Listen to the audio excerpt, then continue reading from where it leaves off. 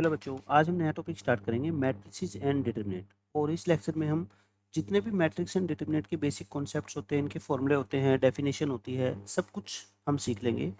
पहले मैट्रिक्स की डेफिनेशन आती है ना। मैट्रिक्स क्या होता है? एक जस्ट नंबर्स का कलेक्शन होता है जिसको इस टाइप से लिख दिया जाता है।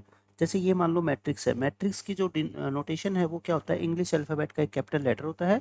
जैसे इस मैट्रिक्स की अगर हम बात करें तो इसमें 2 रो है और 3 क्या है? कॉलम। रो क्या होती है बच्चों? हॉरिजॉन्टल। जैसे मान लो हमने ये मैट्रिक्स लिख दी 1 2 3 4 5 6। तो इसमें जो पहली ये एलिमेंट है ना, 3 1 2 3, इसको हम क्या बोलते हैं? रो 1, फर्स्ट रो बोलते हैं इसको। और इसको हम क्या बोलते हैं? रो 2। यानी कि रो जो होती है ना वो हॉरिजॉन्टल होती है और कॉलम क्या होते हैं? वर्टिकल। जैसे ये दो एलिमेंट का सेट, इसको हम क्या बोलेंगे? C1 यानी कि कॉलम 1। और इसको हम क्या बोलेंगे? C2 यानी कॉलम 2। और इसको हम क्या बोलेंगे बच्चों? C3 यानी कॉलम 3। एक मैट्रिक्स में रो क्या होती है? जो हॉरिजॉन्टल रो होती है, और वर्टिकल क्या होते हैं? कॉलम होते हैं। फिर आती है ऑर्डर ऑफ ए मैट्रिक्स की definition. Order of a matrix यानी कि मान लो मैंने ये मैट्रिक्स लिखी हुई है, एक मैट्रिक्स मैं नहीं लिखता हूँ 1 2 3 4 5 6, ये एक मैट्रिक्स है। हम जानना चाहते हैं इसका ऑर्डर। ऑर्डर की क्या डेफिनेशन होती है? देखो, आप क्या लिखो, इसमें कितनी रो है? एक, फिर दो और तीन। तीन रो है। कॉलम कितने हैं? 1 एंड 2। पहले क्या लिखा जाता है बच्चों? रो। रो कितनी है? नंबर ऑफ रोज कितनी है? 3। नंबर ऑफ कॉलम्स कितने हैं? 2। 3/2, इसको हम क्या पढ़ते हैं? 3/2। इसको 3 into 2 नहीं पढ़ते, या 3 2 जा 6 मत लिख देना। इसका मतलब सिर्फ इसको क्या लिखते हैं? 3/2 ये पढ़ेंगे। 3/2। 3/2 क्या रिप्रेजेंट करता है? कि इसमें नंबर ऑफ रोज कितनी है? 3। पहले नंबर ऑफ रोज काउंट होती है, और फिर क्या होते हैं? नंबर ऑफ कॉलम्स काउंट होते हैं, नंबर ऑफ कॉलम्स। तो किसी भी मैट्रिक्स का जो ऑर्डर है वो क्या रिप्रेजेंट करता है? कि उस मैट्रिक्स में रो कितनी है और कॉलम कितने हैं। नंबर ऑफ एलिमेंट्स कितने हैं मैट्रिक्स में? ये सारे एलिमेंट कहलाते हैं। 1 2 3 4 5 6। नंबर ऑफ एलिमेंट कितने बच्चों?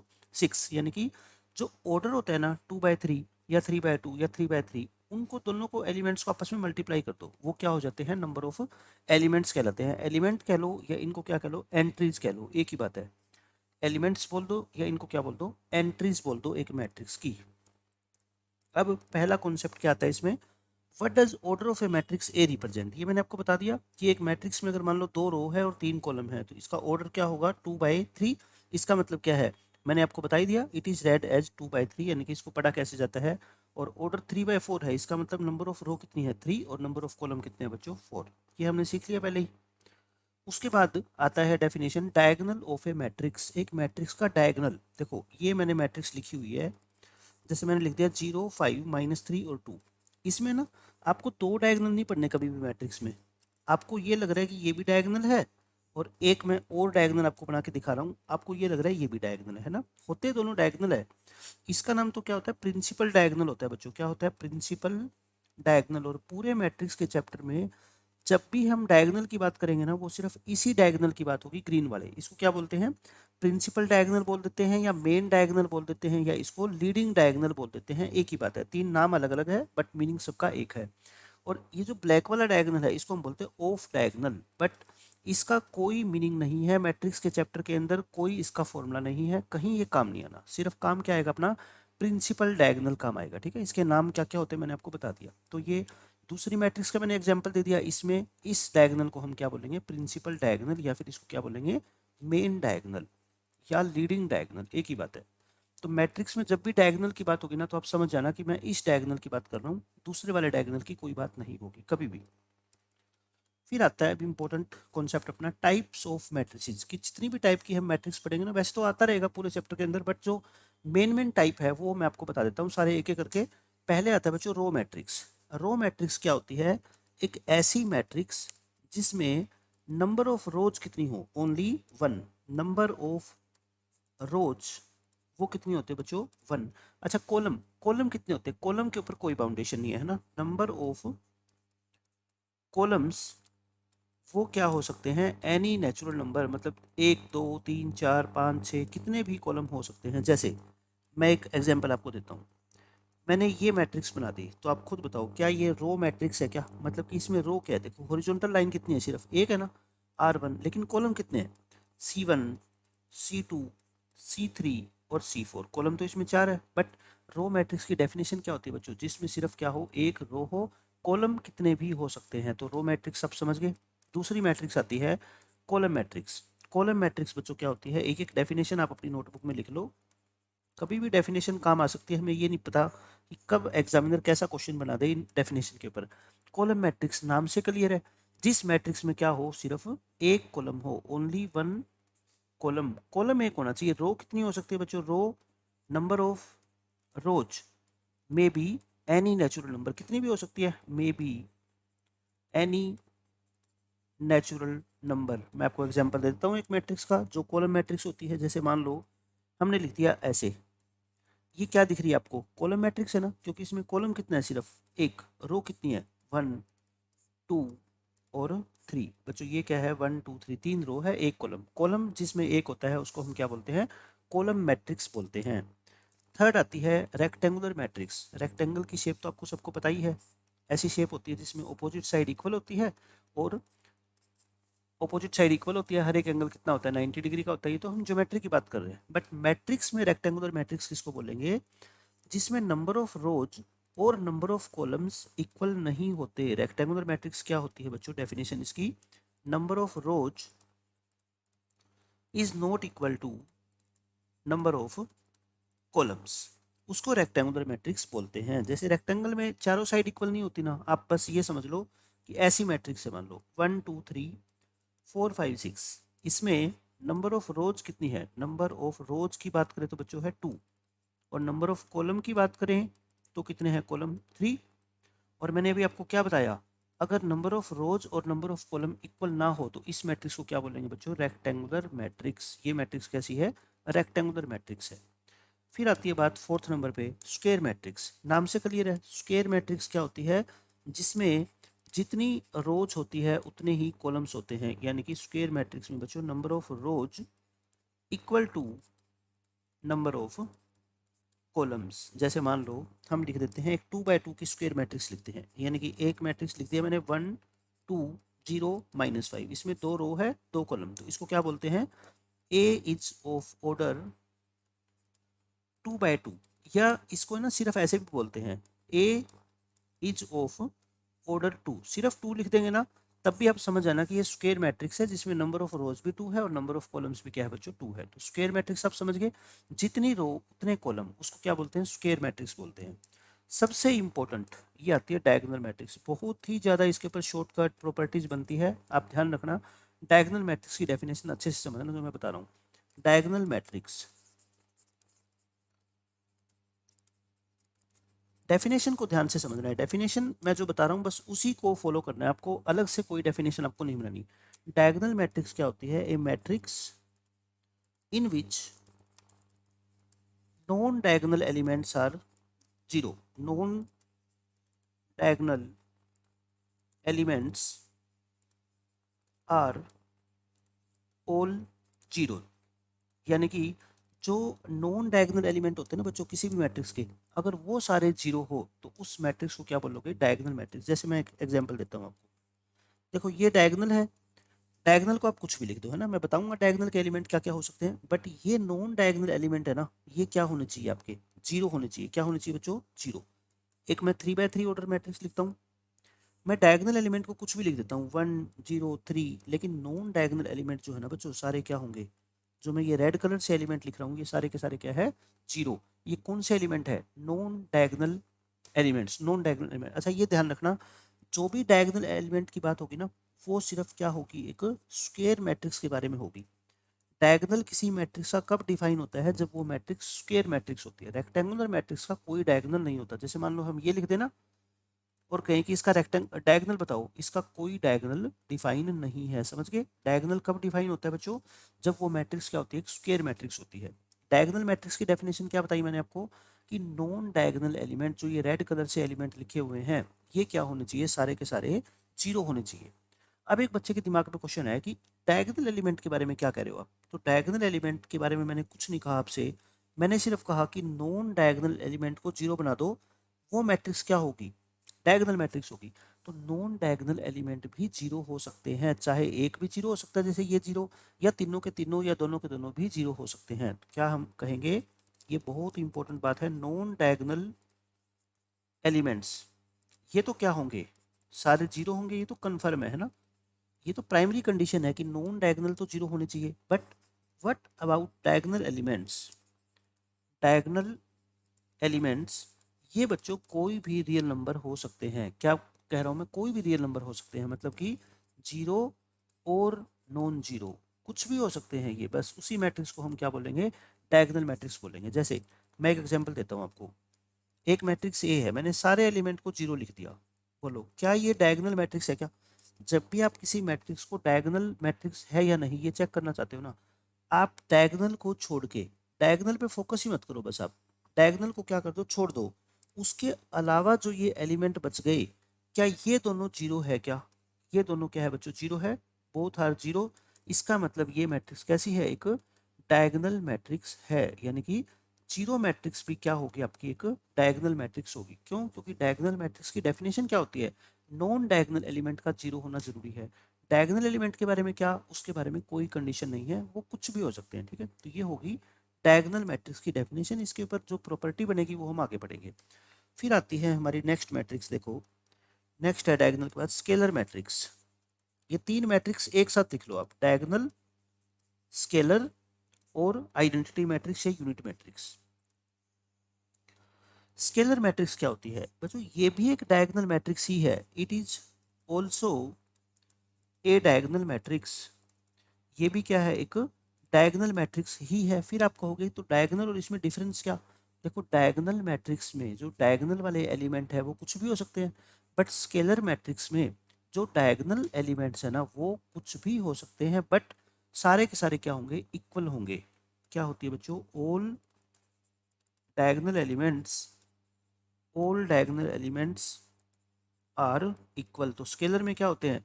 डायगोनल एलिमेंट हो तो कुछ भी सकते हैं, बट इक्वल होंगे सारे के सारे। जैसे मान लो मैं एक मैट्रिक्स ए लिखता हूँ, यहाँ लिख दिया वन, और यहाँ लिख दिया मान लो मैंने फोर, और यहाँ पे लिख दिया फोर। नॉन डायगोनल तो जीरो होने ही चाहिए। क्यों? मैंने क्या बोला आपको कि जो स्केलर मैट्रिक्स है वो डायगोनल मैट्रिक्स ही होती है। एक मैट्रिक्स मैंने बी लिख दी, मान लो ये लिख दिया five five five, zero zero, बाकी सारे एलिमेंट तो क्या होने चाहिए? जीरो। ये भी क्या है? एक स्केलर मैट्रिक्स है। सी लिख दिया मैंने, यहाँ लिख दिया one by two, zero zero zero, one by two, zero zero zero, one by two. ये भी क्या है बच्चों? स्केलर मैट्रिक्स है। तो ये सारी की सारी मैट्रिक्स क्या है? स्केलर मैट्रिसेस है। यानी कि जिसमें डायगोनल एलिमेंट्स क्या होने चाहिए? सारे के सारे बच्चों इक्वल होने चाहिए। अच्छा, अब एक बच्चे के माइंड में क्वेश्चन आएगा कि क्या सर ये मैट्रिक्स स्केलर है क्या? मैं कहता हूँ बिल्कुल है स्केलर, क्योंकि ये डायगोनल है ना, और डायगोनल एलिमेंट्स क्या है? सारे सेम है। ये डायगोनल एलिमेंट क्या है बच्चों? सेम है। तो ये भी क्या है? एक स्केलर मैट्रिक्स है। डेफिनेशन आप समझ गए ना कि स्केलर मैट्रिक्स की डेफिनेशन क्या होती है?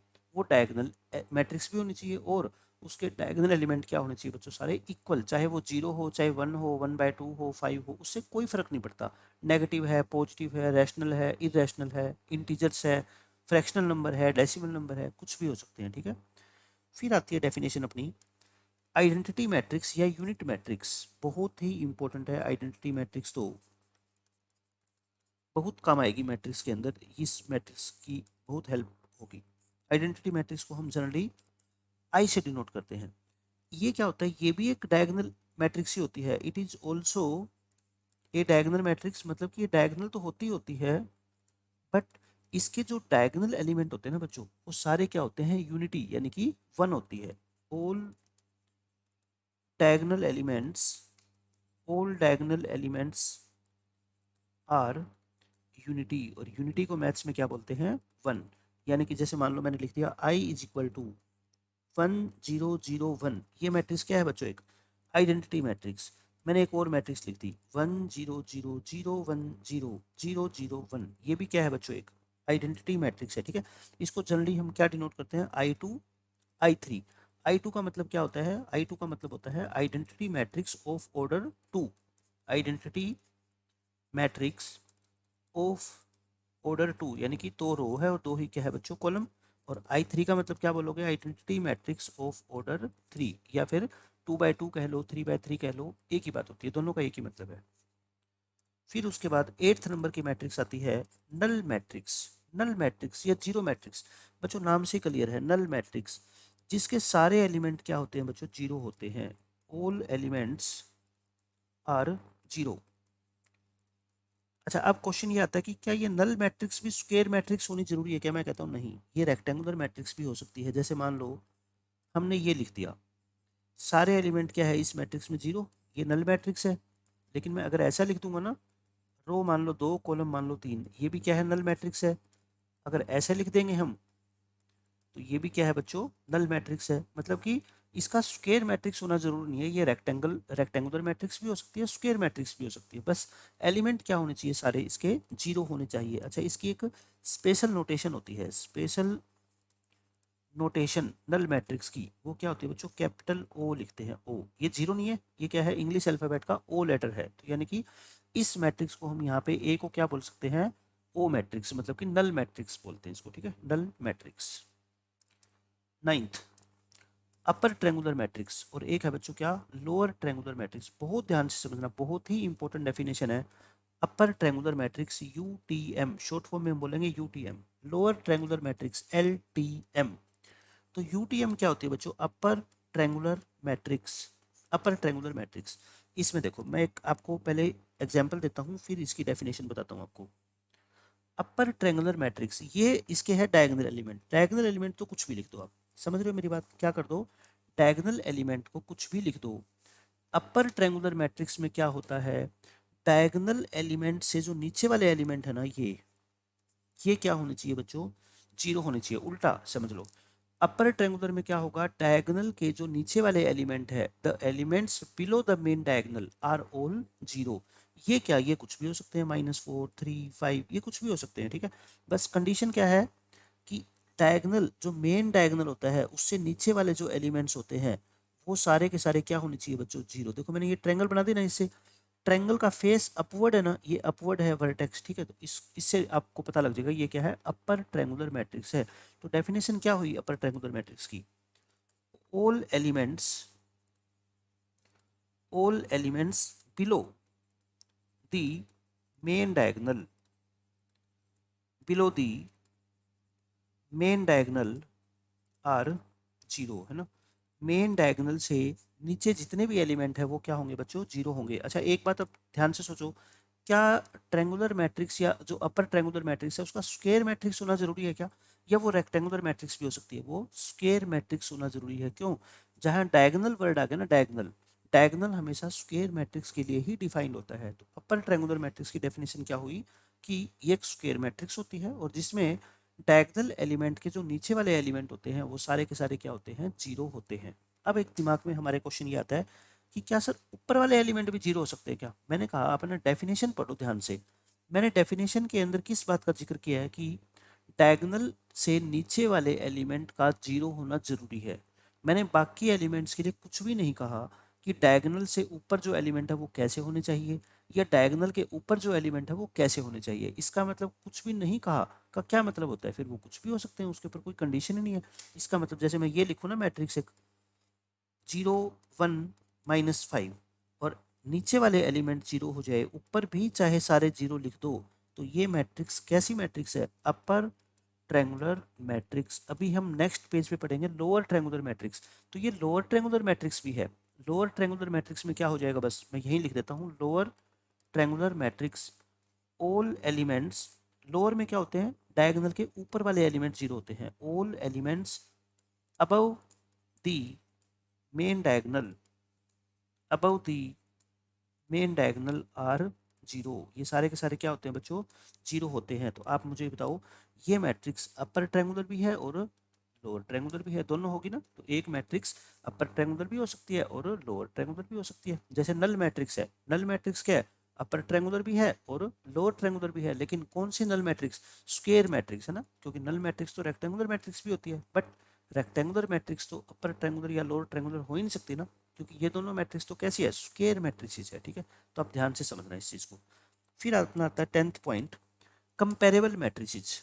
कंपेरेबल मैट्रिसेस बच्चों उन दो मैट्रिक्स को बोलते हैं जिनका ऑर्डर सेम होता है। यानी कि जैसे मान लो ए एक मैट्रिक्स है 1, 2, 3, 4, और बी एक मैट्रिक्स है 0, -5, 3, 3/2। इन दोनों का ऑर्डर सेम है ना, दोनों 2/2 ऑर्डर की मैट्रिक्स है। ये दोनों क्या है? A and B are comparable matrix. तो बस आपको कंपेरेबल मैट्रिक्स की डेफिनेशन क्या याद रखनी है? जिन दो मैट्रिक्स का, जिन तीन मैट्रिक्स का ऑर्डर सेम हो, उनको क्या बोलते हैं आपस में? कंपेरेबल मैट्रिक्स बोलते हैं। इनका यूज होगा कि दो मैट्रिक्स को ऐड कब कर सकते हैं, सब्ट्रैक्ट कब कर सकते हैं, जब उन दोनों का ऑर्डर क्या होता है? सेम। या हम क्या बोलेंगे? जब दोनों मैट्रिक्स क्या होती है? कंपेरेबल होती है, मतलब कि ऑर्डर क्या होता है उनका? सेम होता है। फिर बात आती है इक्वल मैट्रिक्स। तो जो इसके नाम से क्लियर है, इक्वल मैट्रिक्स, जैसे मैं ये लिख दूं 1 2 3 4, और एक मैट्रिक्स में और लिख दूं 1 2 3 4। इक्वल का मतलब है बच्चों इनके कोरस्पॉन्डिंग एलिमेंट इक्वल होने चाहिए। ये एलिमेंट इसके इक्वल होना चाहिए, ये एलिमेंट इसके इक्वल होना चाहिए, ये इसके इक्वल होना चाहिए, और ये एलिमेंट इसके इक्वल होना चाहिए। कोरस्पॉन्डिंग एलिमेंट क्या होने चाहिए बच्चों? सेम। तो यहाँ पे ए मैट्रिक्स और बी मैट्रिक्स आपस में क्या है? इक्वल। लेकिन मैं एक और एग्जांपल देता हूँ, देखो एक मैट्रिक्स है ए और एक मैट्रिक्स है बी। ये बताओ आपको क्या लगता है, क्या ये इक्वल मैट्रिक्स है क्या? ये बिल्कुल भी इक्वल नहीं है, क्योंकि यहाँ पे एलिमेंट तो 1 2 3 4 है, लेकिन यहाँ देखो 1 यहाँ और यहाँ जो एलिमेंट है इनकी पोजीशन तो सेम है, बट एलिमेंट तो क्या है? डिफरेंट है। क्या लिखेंगे? ये ए और बी इक्वल नहीं है। कोरस्पॉन्डिंग एलिमेंट इक्वल होने चाहिए 1 to 1, यानी ये 1 इसके इक्वल, ये 2 इस 2 के इक्वल। अगर नहीं है तो वो इक्वल मैट्रिक्स नहीं होगी। ठीक है, बहुत काम आएगी ये सारी चीज़ें। इक्वल मैट्रिक्स आपको समझ आ गई। अब हम नेक्स्ट पढ़ते हैं। नेक्स्ट कॉन्सेप्ट आता है बच्चों, how to write position of elements of a matrix. यानी एक मैट्रिक्स है, जैसे मान लो मैंने ये मैट्रिक्स लिख दी 1 2 3 4। अब आप ये पूछ सकते हो क्वेश्चन कि ये जो वन एलिमेंट लिखा हुआ है ना, क्या इसकी पोजीशन को भी डिफाइन किया गया है कि मैट्रिक्स में, कि इसकी पोजीशन क्या है, मतलब कि ये कौन सी रो में बैठा हुआ है, कौन से कॉलम में बैठा हुआ है? मैं कहता हूँ बिल्कुल है। आप खुद बताओ, जो वन एलिमेंट लिखा हुआ है ना, इसकी रो कौन सी है? फर्स्ट। रो कौन सी है बच्चों? फर्स्ट। और इसका कॉलम भी कौन सा है? फर्स्ट है। तो इसकी रो भी कितनी है? फर्स्ट। और कॉलम भी कितना है? फर्स्ट। तो आप बस हमेशा ध्यान रख लो, एलिमेंट को कैसे लिखेंगे? A11 A12। A11 का मतलब क्या होता है? इस एलिमेंट की पोजीशन फर्स्ट रो में और फर्स्ट कॉलम के अंदर है। मतलब ये एलिमेंट कहाँ पे लिखा गया है? फर्स्ट रो फर्स्ट कॉलम में। पहले क्या काउंट करोगे? हमेशा रो, फिर क्या करोगे? कॉलम। ये फर्स्ट रो सेकंड कॉलम, ये सेकंड रो फर्स्ट कॉलम, ये सेकंड रो सेकंड कॉलम। तो बस याद रखने के लिए क्या, 11 12 21 22, 11 12 21 22, 3/3 की हो जाएगी तो 11 12 13, फिर 10 बढ़ा के स्टार्ट करो, 21 22 23, फिर 31 32 33। ये क्या होते हैं बच्चों? एक मैट्रिक्स के जो एलिमेंट्स होते हैं ना, उनकी पोजीशन होती है। जैसे A32 के बारे में बोलूँ तो ये क्या है? ये थर्ड रो में है और सेकंड कॉलम में है। इन जनरल किसी भी मैट्रिक्स का जो एलिमेंट होता है ना बच्चों, उसको A11 A22 या A32 ऐसा बोलने के बजाय जनरली हम क्या बोल देते हैं? AIJ की फॉर्म में बोल देते हैं। आई क्या रिप्रेजेंट करता है कि वो उस कौन सी रो में है? आईएथ रो में है, और जेथ बच्चों क्या है? कॉलम में है। किसी भी मैट्रिक्स के एलिमेंट को क्या बोलेंगे? AIJ की फॉर्म में लिखेंगे। आई क्या डिनोट करता है? उसकी रो को। और जे क्या डिनोट करता है बच्चों? उसको, कॉलम को। ठीक है, अब जैसे इसके ऊपर मैं एक दो क्वेश्चन कराता हूँ आपको। देखो ये क्वेश्चन मान लो पेपर में आ गया कि एक 2 by 2 ऑर्डर की मैट्रिक्स कंस्ट्रक्ट करो, मतलब कि बनाओ, जिसके एलिमेंट को डिफाइन किया गया है। AIJ जो एलिमेंट होगा ना, वो किस टाइप का होगा? I+J टाइप का, मतलब कि इस I और इस J को ऐड करके बनेगा वो। तो जैसे आपको ये क्वेश्चन करना है, कैसे करोगे सॉल्यूशन में?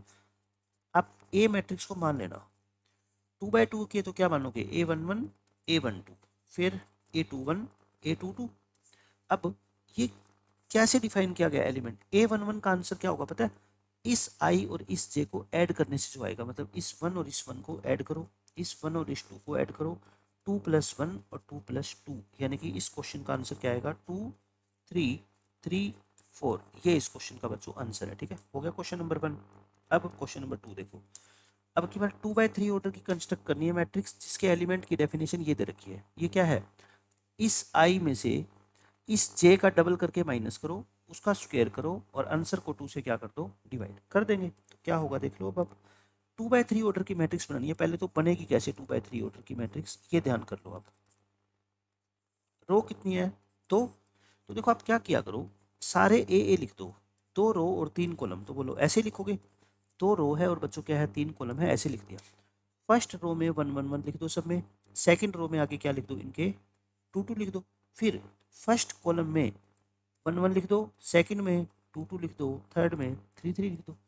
A11 11 12 13 21 22 23। अब मैं करता हूँ बात कि इसके एलिमेंट की वैल्यू क्या होगी, वो डिसाइड करेगा आई माइनस टू जे का होल स्क्वायर डिवाइड बाय 2। मतलब कि ये क्या होगा, देखो ध्यान से, ये जो एलिमेंट की वैल्यू मैं लिखूंगा ना, वो कैसे लिखूंगा, अब देखो a11 की वैल्यू क्या होगी बताओ, 1, पहले वाले 1 में से दूसरे वाले 1 का डबल, इसका क्या स्क्वायर, और इस पूरे को क्या करोगे 2 से डिवाइड, है ना। a12 को क्या लिखोगे, पहले वाले 1 में से दूसरे वाले 2 का डबल करके माइनस करो, इसका स्क्वायर करो और 2 से क्या करो बच्चों डिवाइड। a13 क्या होगा, 1 में से 3 का डबल करके माइनस करो, इसका स्क्वायर और डिवाइड बाय 2, ये हो गए। नेक्स्ट इसमें 2 में से इस 1 का डबल करके 1 का क्या कर दो डबल, इसका स्क्वायर और 2 से क्या कर दो डिवाइड। ऐसे ही 2 में पहले वाले 2 में से अगले 2 का डबल करके स्क्वायर करो और आंसर को 2 से क्या कर दो डिवाइड। 2 में से 3 का क्या करो डबल करो, इसका स्क्वायर करो और 2 से क्या कर दो बच्चों डिवाइड। प्लस माइनस आपको करनी आती है, मल्टीप्लीकेशन स्क्वायर वगैरह कर लेना, आंसर क्या आ जाएगा देख लो आप। 1 में से 2 गया -1 का स्क्वायर क्या होता है 1, 1/2 आ गया। ये क्या होगा 3 का स्क्वायर यानी -3 होगा, -3 का स्क्वायर 9, 9/2 आ जाएगा। ये कितना होगा -5 का स्क्वायर होगा 25, 25/2 आ जाएगा। ये कितना होगा 2 - 2 0 ही हो गया ये तो। 2 - 4 -2, -2 का स्क्वायर 4, 4 को 2 से डिवाइड करोगे 2, और ये 4 16, 16 को 2 से डिवाइड करोगे 8। तो ये अपनी क्या आ गई मैट्रिक्स आ गई। हालांकि पेपर में ऐसे क्वेश्चन बहुत कम चांस है कॉम्पिटिटिव एग्जाम्स में, बोर्ड के लिए ये क्वेश्चन इंपॉर्टेंट है, बट फिर भी आपको एक बेसिक आइडिया होना चाहिए कि ऐसा क्वेश्चन कभी आ जाए तो हम कैसे सोल्व करेंगे। आपसे ये भी तो पूछा जा सकता है ना कि सेकंड रो और थर्ड कॉलम का एलिमेंट की वैल्यू क्या होगी, सिर्फ इसी से एलिमेंट की वैल्यू भी तो पूछी जा सकती है। तो इसका आंसर क्या आ जाएगा आपका 8 आ जाएगा, है ना। कोई भी क्वेश्चन बना सकते हैं। अब ये देखो, अब इंपॉर्टेंट बात क्या आती है, बेसिक ऑपरेशंस ऑन मैट्रिसेस। जैसे बच्चों रियल नंबर की या कॉम्प्लेक्स नंबर की हम बात करते हैं, आपने वहाँ पे पढ़ा है कि दो नंबर्स को हम ऐड कर सकते हैं, मल्टीप्लाई कर सकते हैं, सब्ट्रैक्ट कर सकते हैं, डिवाइड कर सकते हैं। वैसे मैट्रिसेस के ऊपर क्या क्या हम ऑपरेशन लगा सकते हैं, आज हम ये पढ़ेंगे। पहला ऑपरेशन क्या है, स्केलर मल्टीप्लिकेशन। स्केलर मल्टीप्लिकेशन का मतलब होता है बच्चों, एक मैट्रिक्स को आप किसी स्केलर से मल्टीप्लाई कर सकते हो। स्केलर का मतलब यहाँ पे क्या है, कोई कांस्टेंट नंबर 2 3 4 5 के ए बी सी ऐसे। जैसे मान लो एक मैट्रिक्स ए है 1 2 3 4, और आपसे मैं कहूँ कि 2a बताओ कितना होगा 2a, तो आप क्या कहोगे कि इस मैट्रिक्स के 2a का मतलब 2 इंटू ए, ऐसे लिखोगे। ये बाहर जो 2 लिखा हुआ है इसको हर एक एलिमेंट के साथ मल्टीप्लाई कर दो। ये जो मैट्रिक्स है ये क्या कहलाएगी बच्चों 2a कहलाएगी, ठीक है। तो किसी मैट्रिक्स को एक स्केलर के साथ मल्टीप्लाई करना, इसका क्या मतलब होता है कि उस मैट्रिक्स के हर एक एलिमेंट को उस स्केलर के साथ क्या करना पड़ेगा, आपको मल्टीप्लाई करना पड़ेगा। ये नहीं कि आप सिर्फ फर्स्ट रो को 2 से मल्टीप्लाई कर दो, या सेकंड को कर दो, या फर्स्ट कॉलम को, या सिर्फ सेकंड कॉलम को, नहीं, सारे एलिमेंट को एक साथ मल्टीप्लाई करना पड़ेगा, तब उसको हम बोलेंगे 2a। उसके बाद आता है negative of a matrix. Second क्या आता है बच्चों, नेगेटिव ऑफ ए मैट्रिक्स, यानी कि किसी मैट्रिक्स का नेगेटिव फाइंड आउट करना। नेगेटिव का मतलब क्या होता है, उसको -1 से क्या कर देना, मल्टीप्लाई कर देना, या उसके सारे एलिमेंट्स का बच्चों साइन चेंज कर देना। जैसे मान लो ए एक मैट्रिक्स है 1 -2 -3 -4, तो मैं आपसे कहूँ कि माइनस टाइम्स ऑफ ए कितना होगा, नेगेटिव ऑफ ए, आप कहोगे सारे साइन क्या कर दो, चेंज कर दो, यानी कि -1 से मल्टीप्लाई कर दो हर एक एलिमेंट को। और -1 से मल्टीप्लाई करने का मतलब क्या होता है, सभी एलिमेंट्स के साइन क्या हो जाएंगे, चेंज हो जाएंगे। थर्ड क्या है, addition of two matrices. Addition 2 का भी हो सकता है, 3 का भी हो सकता है। ए प्लस बी, पहले तो ये देख लो पॉसिबल कब होगा, जब दोनों मैट्रिक्स का ऑर्डर क्या होगा बच्चों, सेम होगा, यानी कि दोनों मैट्रिक्स कैसी होगी, कंपेरेबल मैट्रिक्स होगी। और ऐसे ही दो मैट्रिक्स का डिफरेंस निकालेंगे ना, ए माइनस बी, वो भी कब पॉसिबल होता है, जब दोनों मैट्रिक्स का ऑर्डर क्या होता है बच्चों, सेम होता है। और प्लस एडिशन या सब्ट्रैक्शन करते कैसे हैं मैट्रिक्स का, वो बिल्कुल जैसे नंबर्स में करते हैं। ए प्लस बी, मान लेते हैं हम एक मैट्रिक्स ए है ये वाली, और बी मैट्रिक्स में मान लेता हूँ ये वाली है। अब इन दोनों को हमें क्या करना है, ऐड। ऐड का मतलब होता है बच्चों कोरस्पोंडिंग एलिमेंट को ऐड करेंगे इस 1 के साथ। पहले ये 1 2 3 4 लिख लो आप, ठीक है। पहली मैट्रिक्स के चारों एलिमेंट मैंने एज इट इज लिख दिए, 1 2 3 4 लिख दिए मैंने। अब दूसरी मैट्रिक्स के एलिमेंट को ऐड कैसे करना है, ये ध्यान से सुनना। कोरस्पोंडिंग एलिमेंट को ऐड करना है, यानी कि इस 1 में ऐड करेंगे हम क्या, ये वाला -3। ऐड करने का मतलब क्या होता है, इसका जो साइन है वो लिख देंगे, 1 - 3 हो जाएगा। इस 2 में ये 4 ऐड करेंगे, इस 3 में ये 8 ऐड करेंगे, इस 4 में ये -1 ऐड करेंगे तो क्या आ जाएगा, 4 - 1 हो जाएगा ना। तो क्या आ गया आंसर, -2, 6, 11 और 3। ये क्या कहलाएगा बच्चों, a प्लस बी कहलाएगा। इसी क्वेश्चन में मैं कहूँ कि a माइनस बी निकालो, ये मैट्रिक्स कैसी है, a, और ये मैट्रिक्स कैसी है बच्चों, b। तो लिख दो 1 2 3 4 माइनस -3 4 8 और -1। तो आपको क्या करना है, सिर्फ पहली वाली मैट्रिक्स के एलिमेंट को तो लिख दो आप सेम, 1 2 3 4। अब इन दोनों मैट्रिक्स को अगर ऐड करना है तो सेकंड मैट्रिक्स का जो एलिमेंट है उसका साइन एज इट इज लिख दो।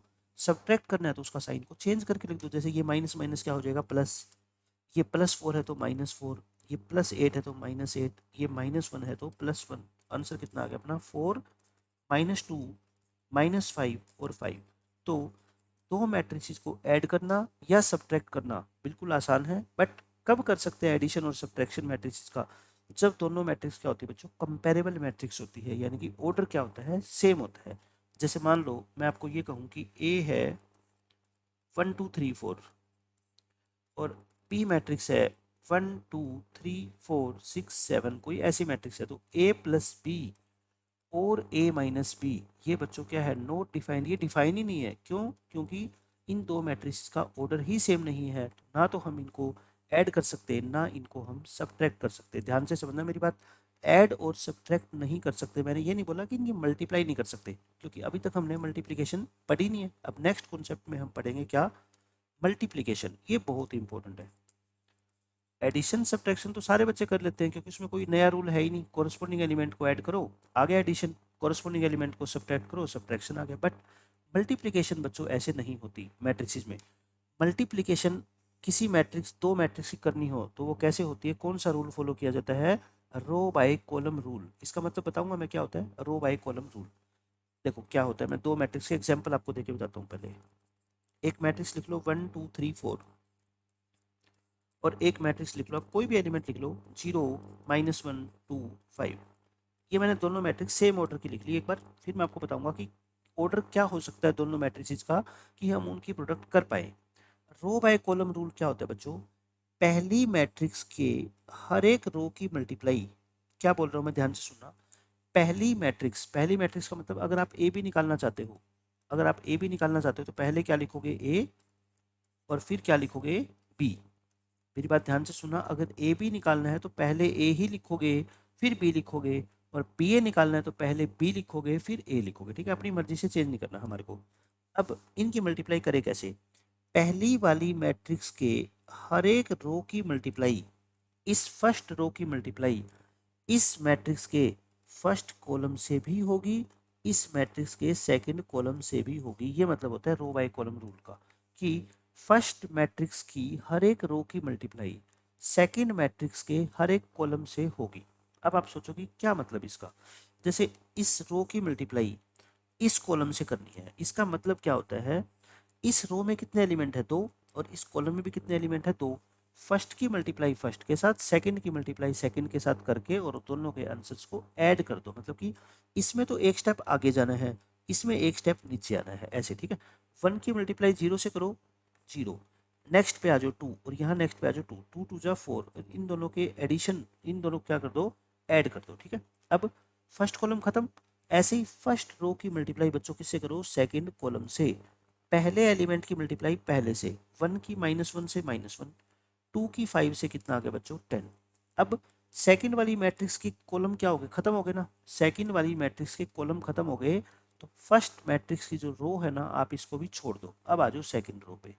अच्छा, यहाँ पे सेकंड रो पे आ गए तो यहाँ पे भी सेकंड रो में ही लिखने हैं। ठीक है, अब वही बात कि इसकी मल्टीप्लाई पहले कॉलम से करेंगे, इसकी मल्टीप्लाई दूसरे कॉलम से करेंगे। 3 की मल्टीप्लाई 0 से करोगे 0, 4 की 2 से करोगे 8, 3 की मल्टीप्लाई -1 से करोगे, 4 की मल्टीप्लाई 5 से करोगे तो कितना आएगा, 20। बस यही आपका जो है ना आंसर है, ए इंटू बी का। सिंपल सी बात है, आपको पहली मैट्रिक्स की हर एक रो की मल्टीप्लाई सेकंड मैट्रिक्स के हर एक कॉलम के साथ करनी है। वही क्या होती है आपकी रो बाय कॉलम रूल, यानी कि मैट्रिक्स मल्टीप्लिकेशन का रूल होता है। अब बात ये आती है कि मल्टीप्लिकेशन दो मैट्रिसेस की कब डिफाइन है, मतलब क्या हमेशा डिफाइन होती है, या ऑर्डर का सेम होना जरूरी है, या कैसा ऑर्डर होना चाहिए कि हम ए और बी की मल्टीप्लाई कर पाए। आप मुझे एक बात बताना, सिर्फ मैं दो मैट्रिक्स लिख रहा हूँ, मान लो ये है 1 2 3 4 और ये मैट्रिक्स है बच्चों 0 5 1 2 -5 3। आप खुद ही बता दो क्या इन दोनों मैट्रिक्स की मल्टीप्लिकेशन पॉसिबल है क्या? अगर आपके दिमाग में आता है यस है, तो आप क्या सोच रहे हो कि पहली रो की मल्टीप्लाई करेंगे किससे? पहले कॉलम से। अब आप बताओ, जब इसकी मल्टीप्लाई इस कॉलम से करते हो तो क्या मतलब होता है? इसके हर एक, इसके दो एलिमेंट है, इसके तीन एलिमेंट है, अब पहले एलिमेंट की मल्टीप्लाई पहले से करते हो, दूसरे की दूसरे से करते हो, तो फिर ये -5 कहाँ जाएगा? मतलब कि ये मैट्रिक्स मल्टीप्लिकेशन पॉसिबल है ही नहीं। आप मेरी बात समझ रहे हो? इन दो मैट्रिक्स की मल्टीप्लाई करना पॉसिबल है ही नहीं। बट अगर मैं ये कहूँ 1 2 3 4, अब ध्यान से सुनना इसमें क्या कह रहा हूँ मैं, और 1 2 5 0 9 8, अब मैं कहता हूँ इन दो मैट्रिक्स की मल्टीप्लाई बिल्कुल पॉसिबल है। मैंने आपको क्या बोला था? फर्स्ट रो की मल्टीप्लाई एक बार फर्स्ट कॉलम से करेंगे, एक बार सेकंड कॉलम से करेंगे, एक बार थर्ड कॉलम से करेंगे। मतलब कि इसमें कितने एलिमेंट है देखो, दो, और इसमें भी कितने हैं? दो। मतलब कि पहले की पहले से, दूसरे की दूसरे से मल्टीप्लाई करना पॉसिबल है। तो ये क्या है बच्चों? पॉसिबल है। यानी मैं ये कह रहा हूँ आपको कि हर दो मैट्रिक्स की मल्टीप्लाई करना पॉसिबल नहीं है। और ये भी मैं नहीं कह रहा आपको कि मैट्रिक्स मल्टीप्लिकेशन तभी पॉसिबल है जब दोनों मैट्रिक्स का ऑर्डर सेम हो। देखो इसका ऑर्डर कितना है बच्चों? इसका ऑर्डर कितना है? 2/2। और इसका ऑर्डर कितना है? रो 2 है कॉलम 3, तो इसका ऑर्डर कितना है? 2/3 है। लेकिन इसका ऑर्डर कितना था बोलो? इसका ऑर्डर था बच्चों 2/2 और इसका ऑर्डर कितना था? 3/2, 3/2। तो मल्टीप्लिकेशन कब पॉसिबल है? मेरी बात ध्यान से सुनना। पहली मैट्रिक्स का जो ऑर्डर है और दूसरी मैट्रिक्स का जो ऑर्डर है, ये लिख दिया। ये इसका लास्ट वाला नंबर, इसका पहले वाला नंबर, अगर ये दोनों सेम है, इफ दीज आर सेम, अगर ये दोनों नंबर बच्चों सेम है, तब मैट्रिक्स की मल्टीप्लाई करना पॉसिबल है। Then A B is defined कह लो या इसको पॉसिबल कह लो। अगर ये दोनों नंबर सेम नहीं है तो मैट्रिक्स की मल्टीप्लाई नहीं की जा सकती। जैसे ऊपर देखो, ये 2 और ये 3 सेम नहीं था ना, तो मैट्रिक्स की मल्टीप्लाई हम नहीं कर पाए। जैसे एक बात बताना, ए मैट्रिक्स है 3/2 ऑर्डर की और बी मैट्रिक्स है 2/4 ऑर्डर की, क्या ए बी पॉसिबल है क्या? क्या ए बी पॉसिबल है? आप कहोगे जी बिल्कुल है। क्यों है? ए मैट्रिक्स का ऑर्डर कितना है? 3/2। बी का ऑर्डर कितना है? 2/4। मैंने क्या बताया था कब पॉसिबल होगी ए बी? जब इस मैट्रिक्स का लास्ट वाला एलिमेंट ये ऑर्डर का और इसका पहला दोनों क्या है बच्चों? सेम है। सेम है तो इसका मतलब मैं इन दोनों मैट्रिक्स की मल्टीप्लाई करना पॉसिबल है मेरे लिए, है ना? मैं कर दूंगा मैट्रिक्स की मल्टीप्लाई। बट इसी क्वेश्चन में अगर मैं बात करूं, क्या बी ए पॉसिबल है क्या? मतलब पहले बी लिखूं फिर ए लिखूं? आप बताओ, बी का ऑर्डर कितना है? बी का ऑर्डर है बच्चों 2/4 और ए का ऑर्डर कितना है? 3/2। क्या बी ए पॉसिबल है क्या? आप कहोगे जी बी ए पॉसिबल नहीं है, क्योंकि ये दोनों नंबर क्या है बच्चों? सेम नहीं है या इक्वल नहीं है। इक्वल नहीं है तो पी इंटू ए करना वो बच्चों पॉसिबल नहीं है। तो इससे आपको एक बात पता लग गई कि दो नंबर्स में तो हम किन्हीं भी दो नंबर की मल्टीप्लाई कर सकते हैं। 3 × 2 करो या 2 × 3 करो, 6 ही आता है। बट मैट्रिसेस में बच्चों ऐसा नहीं होता। आप ये नहीं कह सकते कि ए की मल्टीप्लाई बी से करो और बी की मल्टीप्लाई ए से करो, दोनों का आंसर सेम आएगा। बिल्कुल भी मत मान लेना, ठीक है? आप कोई भी दो एग्जाम्पल ले लो। एक मैट्रिक्स ए है 1 2 3 4, हो सकता है ये कभी कभी इक्वल आ भी जाए बट हमेशा नहीं आएगी। 0 -1 5 6, आप ए बी करोगे, आप बी ए करोगे, दोनों के आंसर क्या आएंगे बच्चों? अलग अलग आएंगे। तो मैट्रिक्स में आप मल्टीप्लिकेशन का ऑर्डर चेंज नहीं कर सकते, यानी कि मैट्रिक्स मल्टीप्लिकेशन कम्यूटेटिव नहीं है। हम इसको ये बोलते हैं। कम्यूटेटिव का मतलब क्या होता है कि ए की जगह बी कर दो, बी की जगह ए कर दो, कोई फर्क ना पड़े। बट मैट्रिक्स की मल्टीप्लाई में ऐसा रूल फॉलो नहीं करते। इन जनरल हम कहते हैं कि ए बी और बी ए आपस में इक्वल नहीं होते। तो आप ये नहीं कह सकते कि अगर ए की मल्टीप्लाई बी से करना पॉसिबल है तो बी की मल्टीप्लाई ए से करना भी पॉसिबल है। ऐसा बिल्कुल भी नहीं है। मैंने आपको बता दिया कि इसी क्वेश्चन में अगर मैं इन दो ऑर्डर की मैट्रिक्स लिख दूं, ए बी करना तो पॉसिबल है बट बी ए करना बच्चों पॉसिबल नहीं है। तो आपको पता लग गया ये रूल कि ऐसा बिल्कुल भी जरूरी नहीं है कि अगर ए बी पॉसिबल है तो बी ए भी पक्का पॉसिबल होगा। इन्हीं को मैंने कुछ प्रॉपर्टीज के अंदर लिखा है, आप ध्यान से पढ़ो।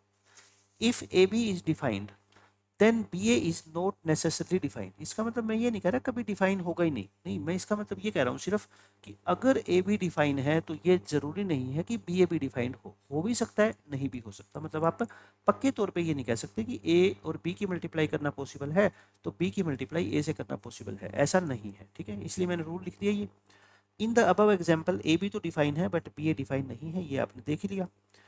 If order of matrix A is M cross N, यानी कि एक मैट्रिक्स ए है उसका ऑर्डर एम क्रॉस एन है, बी का पी क्रॉस क्यू है। देखो एक मैट्रिक्स ए है, इसका ऑर्डर कितना बच्चों, एम क्रॉस एन, पी का ऑर्डर कितना, पी क्रॉस क्यू। तो आप मुझे ये बताओ, अगर आप चाहते हो कि सर ए बी भी डिफाइन हो और बी ए भी डिफाइन हो, क्या कह रहा हूं मैं, ए बी भी डिफाइन हो और बी ए भी डिफाइन हो, ए बी कब डिफाइन होगी आप बताओ, ये एन और ये पी क्या होना चाहिए, इक्वल, यानी कि एन और पी क्या होने चाहिए, इक्वल, तभी तो ए बी डिफाइन होगी। बी ए कब डिफाइन होगी, आप कहो पहले बी लिखो, पहले बी का ऑर्डर लिखो यानी कि पी क्रॉस क्यू, फिर ए का ऑर्डर लिखो यानी कि एम क्रॉस एन, चेंज नहीं करना आपको अपनी मर्जी से कुछ भी, ठीक है। अब ये कब डिफाइन होती है, जब क्यू और एम क्या हो बच्चों, इक्वल हो। तो यानी कि अगर दो मैट्रिक्स के ऑर्डर आपको ऐसे दे दे कि एम क्रॉस एन और पी क्रॉस क्यू है और आपको बोला जाए कि ए बी और बी ए दोनों डिफाइन है, कब होगा ये, जब ये एन और पी आपस में इक्वल हो और एम और क्यू आपस में इक्वल हो। यानी कि ये चार नंबर है, इनको ऐसे लिख लो, है ना। मीन्स मीन्स मतलब बीच वाले दो नंबर ये आपस में इक्वल होने चाहिए और जो एंड पॉइंट वाले जो टर्मिनल नंबर है वो आपस में क्या होने चाहिए, इक्वल होने चाहिए।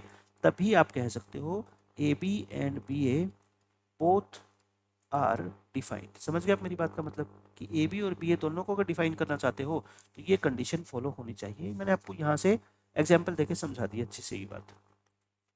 उसके बाद थर्ड पॉइंट देखो, इसमें ये क्या कहता है, if A and B are two square matrices of same order, दोनों बच्चों स्क्वायर मैट्रिसेस है और ऑर्डर भी सेम है, मतलब क्या, एक का ऑर्डर 3/3 है तो दूसरे का भी कितना होगा, 3/3, तब तो कन्फर्म है कि ए बी और बी ए दोनों क्या होगी बच्चों, डिफाइन होगी। ये तो अंडरस्टूड है कि दोनों का ऑर्डर बिल्कुल सेम है, स्क्वायर मैट्रिसेस भी है, तब भी वो मैट्रिक्स क्या होगी, डिफाइन होगी। मैं ये नहीं कह रहा कि ऑर्डर सेम होगा तो डिफाइन होगी, नहीं, बिल्कुल भी मत समझना मेरी इस बात का मतलब। देखना मैं ये कह रहा हूँ, अगर ए एक मैट्रिक्स है 1 2 3 4 5 6 और बी एक मैट्रिक्स है 1, ऑर्डर दोनों का क्या है, सेम है, 1 2 3 4 5 0, बताओ दोनों का ऑर्डर सेम है ना, 2/3, बट क्या ए बी डिफाइन है क्या, ए बी बिल्कुल भी डिफाइन नहीं है बच्चों। इसका ऑर्डर कितना है, 2/3, इसका ऑर्डर भी कितना है, 2/3, तो क्या ये 2 और ये 3 इक्वल है, ये तो इक्वल नहीं है। इसका मतलब मैं क्या बोल रहा हूँ कि ए बी डिफाइन नहीं है। तो ये बिल्कुल मत सोचना कि ऑर्डर अगर सेम होगा तो मैट्रिक्स की मल्टीप्लाई हमेशा डिफाइन होगी, नहीं, वो कब होगा, जब वो स्क्वायर मैट्रिसेस होगी। रेक्टेंगुलर मैट्रिक्स में अगर ऑर्डर सेम भी है बच्चों तब वो मैट्रिक्स डिफाइन होगी ही नहीं। रेक्टेंगुलर मैट्रिक्स में सेम ऑर्डर वाली मैट्रिक्स की मल्टीप्लाई करना पॉसिबल नहीं है। कब पॉसिबल है सेम ऑर्डर वाली मैट्रिक्स की मल्टीप्लाई करना पॉसिबल, जब वो दोनों मैट्रिक्स क्या होगी, स्क्वायर मैट्रिसेस होगी। फिर रूल क्या है, इन जनरल, इन जनरल का मतलब होता है हो सकता है पर्टिकुलर एग्जाम्पल के अंदर ए बी और बी ए इक्वल आ जाए। जैसे मान लो एक मैट्रिक्स को मैं आई मान लेता हूँ, 1 2 3 4, जैसे मैथ में नंबर 1 काम करता है ना, 1 की मल्टीप्लाई किसी नंबर से कर दो कोई फर्क नहीं पड़ता, वो नंबर सेम रहता है। वैसे मैट्रिक्स में अगर आप किसी मैट्रिक्स की मल्टीप्लाई आइडेंटिटी मैट्रिक्स से कर देते हो ना, तो वो मैट्रिक्स पहले जैसी रहती है। जैसे मान लो ए इंटू आई करो, आप क्या करो, ए इंटू आई, 1 2 3 4 इंटू क्या करो बच्चों, 1 0 0 1, मैंने आपको रूल बता ही दिया, रो बाई कॉलम। फर्स्ट रो की मल्टीप्लाई फर्स्ट कॉलम से करोगे क्या आएगा, 1 + 0, फर्स्ट की सेकंड से करोगे 0 + 2, सेकंड रो की फर्स्ट कॉलम से करोगे 3 + 0 और सेकंड की मल्टीप्लाई सेकंड कॉलम से करोगे 0 + 4। ये क्या आ गई बोलो, 1 2 3 4 आ गई, मतलब कि ए ही आ गई ना वापस। तो अगर आप किसी मैट्रिक्स की मल्टीप्लाई आई से कर देते हो ना, आइडेंटिटी मैट्रिक्स से, तो वो मैट्रिक्स पहले जैसी आ जाएगी अपनी, है ना, पहले जैसी, कोई फर्क नहीं पड़ता। जैसे 1 की मल्टीप्लाई आप 2 से कर दो, बेशक 3 से कर दो, बेशक 4 से कर दो, उस नंबर पे कोई फर्क नहीं पड़ता। वैसे ही यहाँ पे मैट्रिक्स में 1 की जगह कौन काम करेगा बच्चों, आई। आई की मल्टीप्लाई आप ए से कर दो तो ए रहेगा, बी से कर दो तो बी रहेगा, सी से कर दो तो सी रहेगा। समझ रहे हो आप मेरी बात। तो इन जनरल ए बी और बी ए इक्वल नहीं होते। यहाँ पे तो आई की मल्टीप्लाई ए से करोगे ना, तब भी वो क्या आएगा, ए ही आएगा, ठीक है। जैसे 1 की मल्टीप्लाई 5 से करो या 5 की 1 से करो तो आंसर क्या आता है, 5। ए की आई से करो या आई की ए से करो, आंसर क्या आएगा, ए। बट ये तो पर्टिकुलर केस की बात होगी, जनरली मैं अगर बात करूँ तो ए बी और बी ए इक्वल नहीं होते। The product of two non zero matrices may be a zero matrix. आप मुझे बताओ, नंबर्स के केस में क्या आपने सुना है कि दो नंबर मैं आपको दे दूं और दोनों में से कोई भी जीरो नहीं है और उनकी मल्टीप्लाई करो तो वो जीरो आ जाए? ऐसा नहीं होता। आप कहोगे दो नंबर की मल्टीप्लाई जीरो तभी आएगी जब दोनों में से कम एक नंबर तो जीरो हो। बट बच्चों, मैट्रिक्स में ऐसा जरूरी नहीं है। देखो, अगर दो जीरो मैट्रिक्स है, दो नल मैट्रिक्स है, उन दोनों की आप मल्टीप्लाई करोगे तो नो डाउट एक नल मैट्रिक्स आएगी। अगर दो में से कोई एक भी नल मैट्रिक्स है तब भी उनकी मल्टीप्लाई क्या आएगी? एक नल मैट्रिक्स आएगी। बट मैं ये कह रहा हूँ, अगर आप दो मैट्रिक्स के मल्टीप्लाई को एक नल मैट्रिक्स लेके आना चाहते हो तो ये बिल्कुल भी जरूरी नहीं है कि उन दोनों में से किसी एक मैट्रिक्स का नल मैट्रिक्स होना जरूरी है। जैसे ए मैट्रिक्स मैंने लिख दी, बताओ क्या ये नल मैट्रिक्स है? क्या बिल्कुल भी नहीं है, क्योंकि नल मैट्रिक्स की डेफिनेशन क्या होती है? जिसमें सारे एलिमेंट जीरो हो। बट इसमें तो ये नॉन जीरो है। क्या बी मैट्रिक्स जीरो मैट्रिक्स है? क्या ये भी नहीं है, क्योंकि इसमें टू नॉन जीरो है। बट इन दोनों की मल्टीप्लाई करोगे ना आप बच्चों, वो क्या आएगी? एक नल मैट्रिक्स आएगी। इसका मतलब मैंने क्या एग्जांपल दे दिया आपको कि दो नॉन जीरो मैट्रिक्स की मल्टीप्लाई भी एक जीरो मैट्रिक्स हो सकती है। यानी कि if the product of two matrices is zero matrix, then it is not necessary that one of them must be zero। यानी कि दोनों की दोनों क्या हो सकती है बच्चों? नॉन जीरो मैट्रिक्स भी हो सकती है। ध्यान से सुनना मेरी एक एक बात को, मैं आपको समझा रहा हूँ, क्योंकि जब हम क्वेश्चन सोल्व करेंगे ना तो हर बात जो है ये काम आएगी, जो भी हम पढ़ रहे हैं अभी। फिर उसके बाद देखो, ये भी बहुत ही इंपॉर्टेंट डेफिनेशन है। छोटी छोटी प्रॉपर्टी के ऊपर जो है ना ऑब्जेक्टिव क्वेश्चन बन जाते हैं एग्जाम में। इसमें मैं क्या कह रहा हूँ, जैसे ए बी की मल्टीप्लाई ए सी से करो, ए की मल्टीप्लाई बी से करो, ए की मल्टीप्लाई सी से करो, और दोनों के आगे बच्चों इक्वल। इसका मतलब बच्चा ये समझ लेता है कि ए से ए काट दो और बी और सी आपस में क्या होने चाहिए? इक्वल। बट इसका मतलब ये नहीं है मैट्रिक्स के अंदर। मैट्रिक्स में नंबर्स वाले रूल फॉलो नहीं होंगे। यानी कि ए की मल्टीप्लाई बी से करो और ए की मल्टीप्लाई सी से करो, दोनों इक्वल आ गई। इसका मतलब ये बिल्कुल भी नहीं है कि बी और सी का इक्वल होना जरूरी है। देखो मेरी बात ध्यान से समझना, मैं क्या बोल रहा हूँ।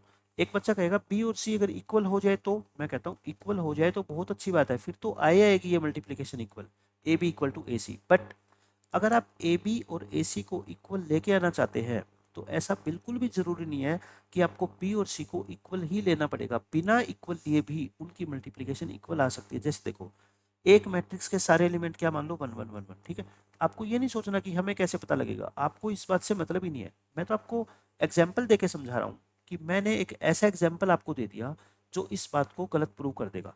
ए मैंने मान लिया, एक बी मैट्रिक्स मान ली, सी मैट्रिक्स मान ली। बताओ क्या बी और सी इक्वल है? क्या बिल्कुल भी नहीं है। बी और सी तो इक्वल है ना। लेकिन ए की मल्टीप्लाई मैंने बी से करी तब ये आ गई, ए की मल्टीप्लाई सी से करोगे तब भी यही आएगी। मतलब कि ए बी करो चाहे ए सी करो इक्वल है। बट यहाँ पे बी और सी तो इक्वल नहीं है ना। तो आज के बाद आप ये मत बोल देना कि पी की मल्टीप्लाई क्यू से करो या आर की मल्टीप्लाई क्यू से करो तो इसका मतलब क्या होगा। क्या ये बोलोगे आपकी पी और आर इक्वल होंगे? नहीं, बिल्कुल भी नहीं है। It doesn't mean that P is equal to Q. मतलब कि अगर ऐसा होता है तो ये बिल्कुल भी जरूरी नहीं है कि पी और क्यू इक्वल होंगे। नॉट इक्वल भी हो सकते हैं, इक्वल भी हो सकते हैं, ठीक है। हम तो प्रॉपर्टी पढ़ रहे हैं कि क्या हम गलत नोटेशन है हमारे दिमाग में, कि क्या हम गलत पढ़ सकते हैं पेपर के अंदर कि अगर ये इक्वल है तो इसका मतलब बी और सी भी इक्वल होंगे। बट ऐसा जरूरी नहीं है ना। हम क्या बात कर रहे हैं? जरूरी नहीं है। फिर बच्चों डेफिनेशन आती है ट्रांसपोज ऑफ ए मैट्रिक्स। बहुत इंपॉर्टेंट है, किसी मैट्रिक्स का ट्रांसपोज कैसे निकालते हैं। पहले तो ट्रांसपोज ऑफ ए मैट्रिक्स का सिंबल क्या होता है। जैसे एक मैट्रिक्स मान लो ए मैट्रिक्स है, उसका ट्रांसपोज को या तो ए डैश लिखते हैं या ए ट्रांसपोज ऊपर क्या लिखते हैं? टी लिख देते हैं, ठीक है। तो ए ट्रांसपोज क्या, ये क्या होता है बच्चों? सिंबल होता है। ए ट्रांसपोज निकाला कैसे जाता है? किसी मैट्रिक्स की जो रो है, देखो ये R1 है, ये R2 है। R1 को क्या बना दो आप? C1 बना दो और R2 को C2 बना दो। मतलब रो को कॉलम बना दो, कॉलम को रो बना दो, या रो को कॉलम बना दो, कॉलम अपने आप ही रो में कन्वर्ट हो जाएंगे, ठीक है। तो ए ट्रांसपोज क्या होगा? देखो 1 2 रो थी ना, फर्स्ट इसको फर्स्ट कॉलम बना दो। ये सेकंड रो थी, इसको सेकंड क्या बना दो? कॉलम बना दो। अच्छा, नाम ये ऑर्डर चेंज नहीं करना कि फर्स्ट रो को सेकंड कॉलम बना दो, नहीं ऐसा नहीं। फर्स्ट रो को फर्स्ट कॉलम ही बनाना है, सेकंड रो को सेकंड कॉलम ही बनाना है। तो जो ये नई मैट्रिक्स आई है ना बच्चों, ऐसा करने से इसको क्या बोलते हैं? पुरानी वाली ए मैट्रिक्स का ट्रांसपोज बोलते हैं। तो ट्रांसपोज का मतलब तो बिल्कुल आसान है, समझ ही गए आप, है ना। अच्छा, ट्रांसपोज किसी भी मैट्रिक्स का आप निकाल सकते हो, चाहे वो स्क्वायर मैट्रिक्स हो चाहे वो रेक्टेंगुलर मैट्रिक्स हो। बट बट क्या कह रहा हूँ मैं, ऑर्डर चेंज हो जाएगा। जैसे मान लो इसका ट्रांसपोज ये है, बोलो इसका ऑर्डर कितना है, 2 रो है 3 कॉलम, यानी कि 2/3 ऑर्डर को यहाँ लिखा जाता है ना कॉर्नर में। इसका ऑर्डर कितना है, रो कितनी बच्चों 3, पहले रो लिखी जाती है ना, फिर कॉलम लिखे जाते हैं। तो अगर आप किसी मैट्रिक्स का ट्रांसपोज करोगे तो उसका ऑर्डर रिवर्स हो जाता है। जैसे मान लो ए का ऑर्डर बच्चों एम क्रॉस एन है, तो मुझे बताओ ए ट्रांसपोज का ऑर्डर क्या हो जाएगा, एन क्रॉस एम। ये छोटी छोटी बातें हैं, बिल्कुल आपको अच्छे से ध्यान रखनी है ना, कि एक मैट्रिक्स और उसके ट्रांसपोज के ऑर्डर में क्या रिलेशन होता है। आप समझ ही गए। तो उसके बाद ट्रांसपोज की प्रॉपर्टी बहुत इंपॉर्टेंट है। प्रॉपर्टी तो जितनी भी हम करेंगे ना इस चैप्टर के अंदर वो बहुत ज़्यादा इंपॉर्टेंट है, क्योंकि कई बार ऐसा हुआ है कि प्रॉपर्टीज के ऊपर ही डायरेक्ट क्वेश्चन आ जाते हैं एग्जाम के अंदर।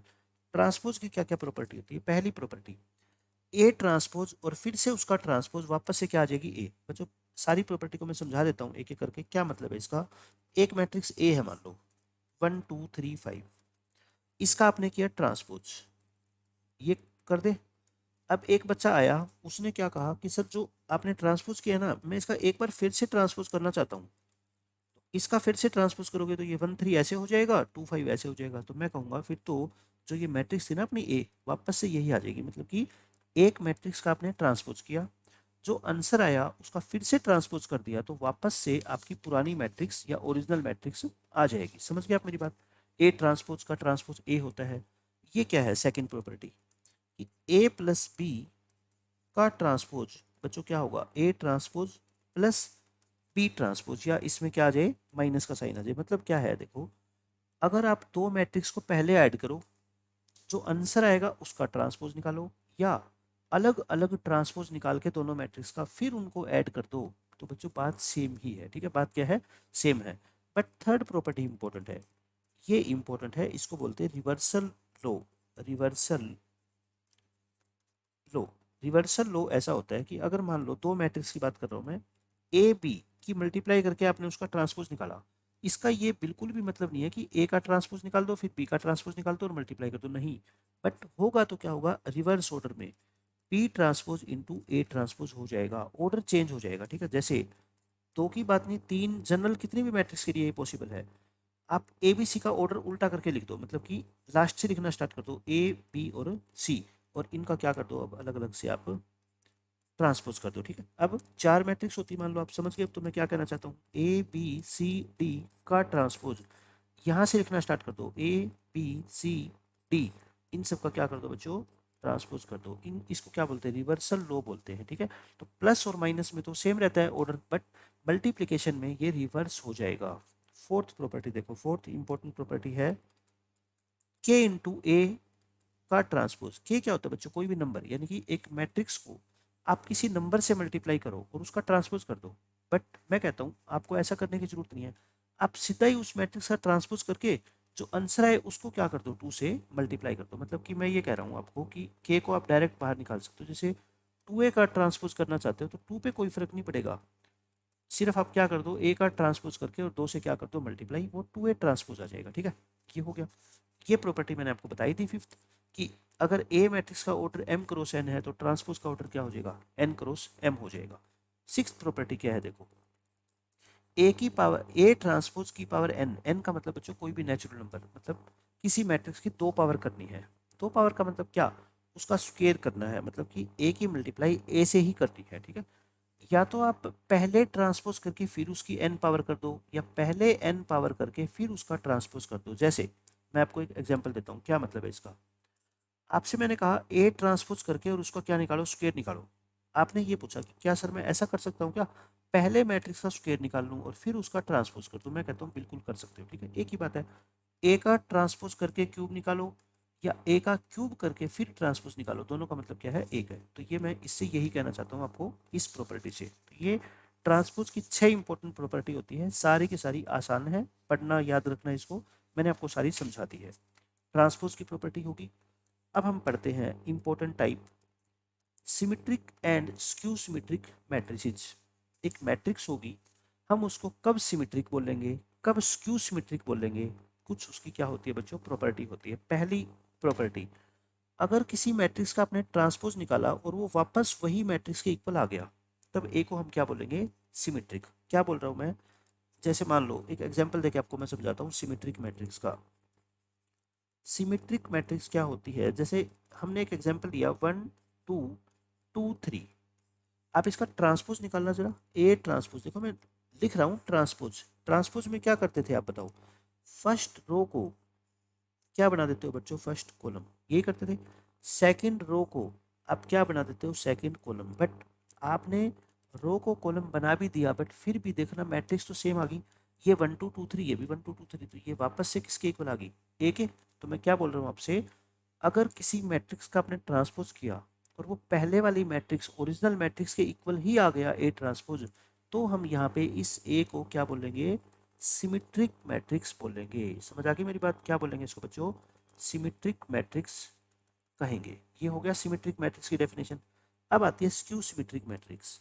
Skew symmetric matrix, skew symmetric matrix में क्या होता है, आपने करना ट्रांसपोज ही है, बट अब की बार वो ए के इक्वल नहीं आएगा, किसके इक्वल आएगा बच्चों, माइनस ए के इक्वल आएगा।